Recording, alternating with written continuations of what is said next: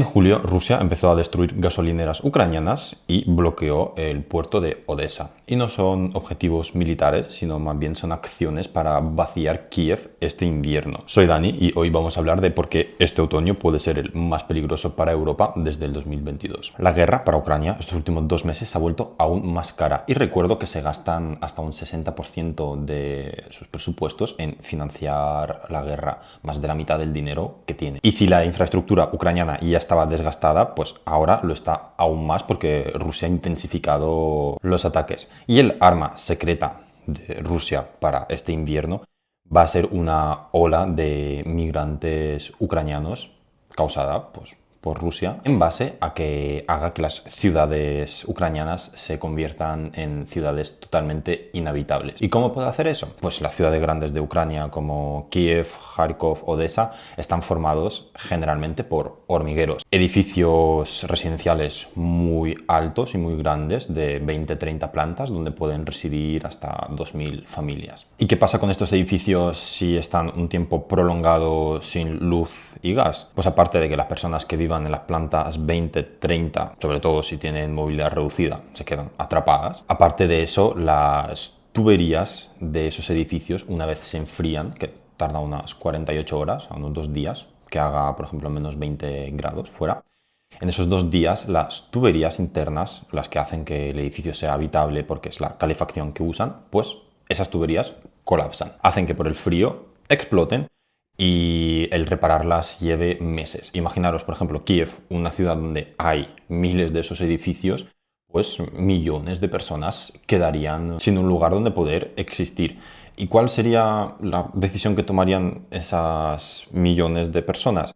Pues una de las mejores opciones es emigrar a Europa, sea Polonia, Alemania, Francia, España, haciendo que la infraestructura de estos países que ya está bien saturada, sobrecargada. Y es curioso que en este vídeo, que estoy hablando de un conflicto armado entre Rusia y Ucrania, en ningún momento voy a hablar del frente y del sentido militar porque, bueno, se estaba moviendo en una dirección poco a poco. Lo interesante en las guerras del siglo XXI, por lo visto, no está tanto en el campo de batalla como fuera, ya que las guerras han cambiado para siempre y Rusia y Ucrania son las pioneras en ese sentido, seguidas por Irán. Y me surge la pregunta de qué es lo que le impedía a Rusia los últimos 4 años, en el 2022, 23, 24, 25, hacer esto que, pues por lo visto, van a hacer en el 2026, en este invierno. Y la razón es ideológica política. Hay gran parte de las élites rusas que su forma de ver el mundo es que los ucranianos son un pueblo hermano y que hay que cuidarlos, que no puedes usar todas las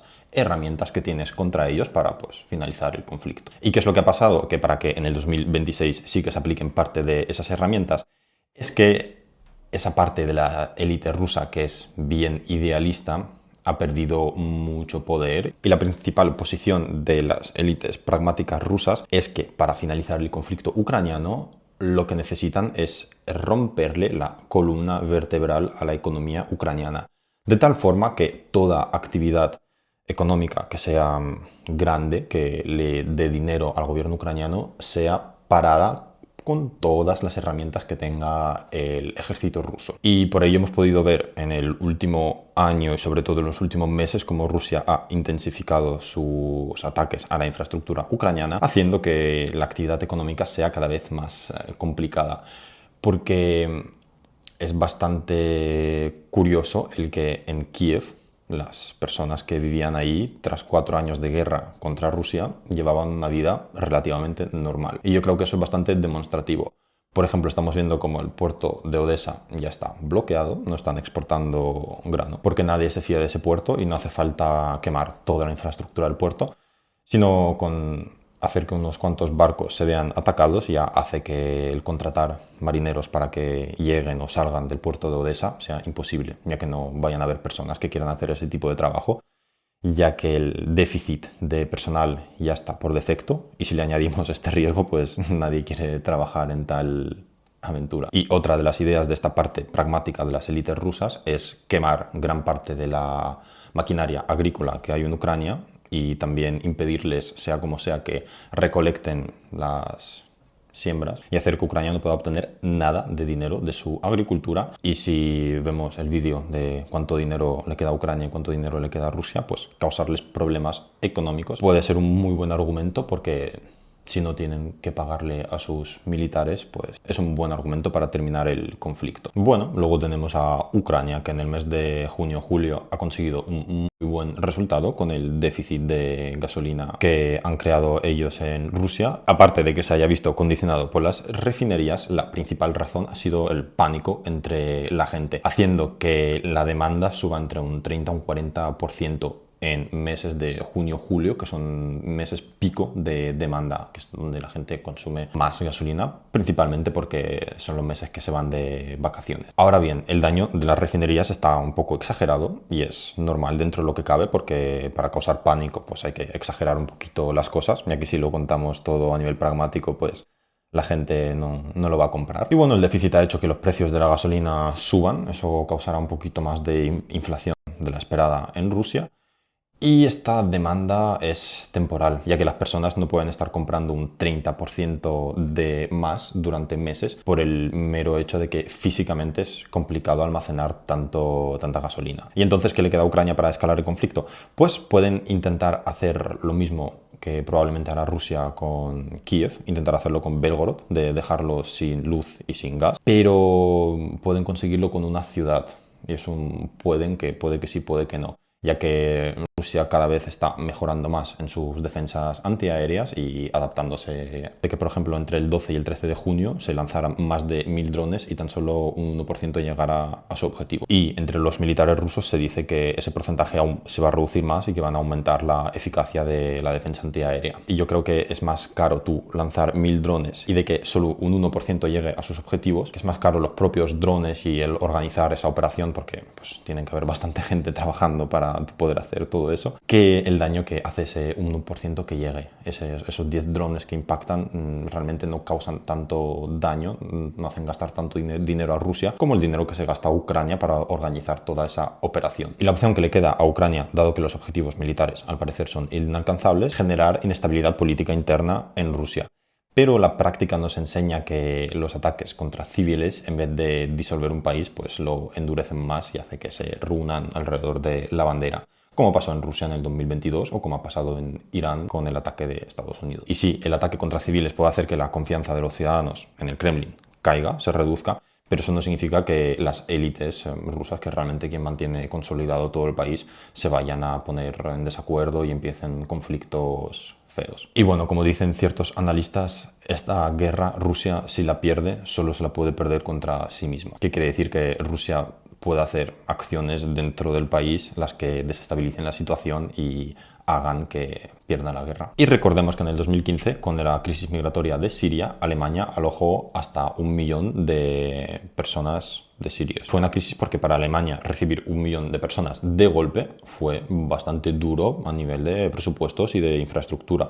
¿Dónde los vas a meter? Y para ver los resultados de las políticas de Angela Merkel, en el 2024 los alemanes decidieron empezar a mandar de vuelta a Siria a esos refugiados, casi 10 años después. Y la cuestión es que el gobierno alemán decidió hacer este proceso voluntario.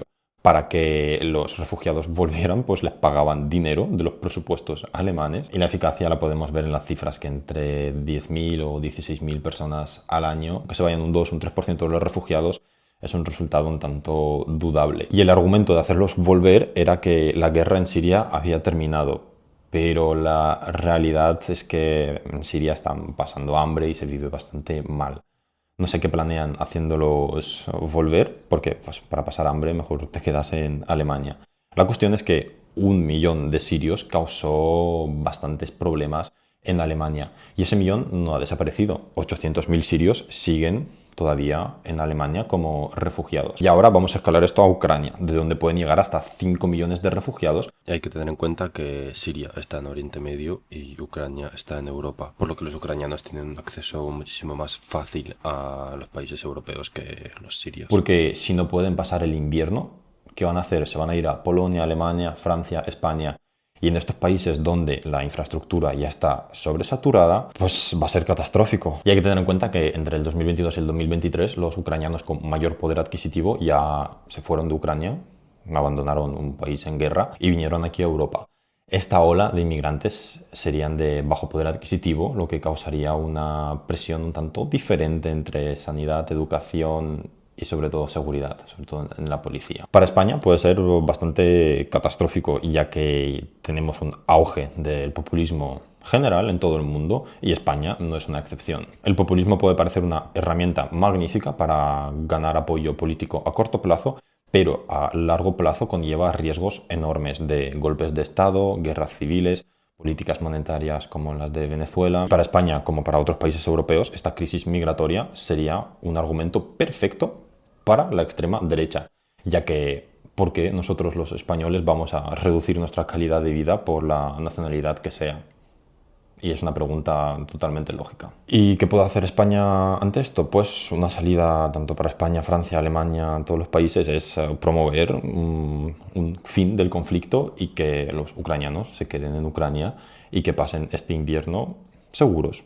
Sería bastante lógico, pero para esto, sorpresa, sorpresa, hay que tener en cuenta los intereses de Rusia, porque es un conflicto donde hay dos partes armadas y no puedes simplemente ignorar una parte, sobre todo la que te puede causar esta gran crisis. Y con esto vemos que, por ejemplo, Alemania ya está mandando a funcionarios suyos con la bandera blanca diciendo, bueno, vamos a negociar. Y sería fenomenal si esto realmente lleva al final del conflicto, porque así tanto los ucranianos como nosotros los europeos vamos a estar más seguros y vamos a vivir mejor. La parte rusa pues, se va a llevar lo que quiera del conflicto, no va a pagar las reparaciones que nos gustaría a nosotros los europeos que nos pague, porque nos hemos gastado bastante dinero en el conflicto, pero la realidad es la que es. Cuando haces una mala inversión, pues tarde o temprano toca pagar los costes. Y este invierno, si Ucrania logra aguantar, pues podríamos ver otro año de guerra.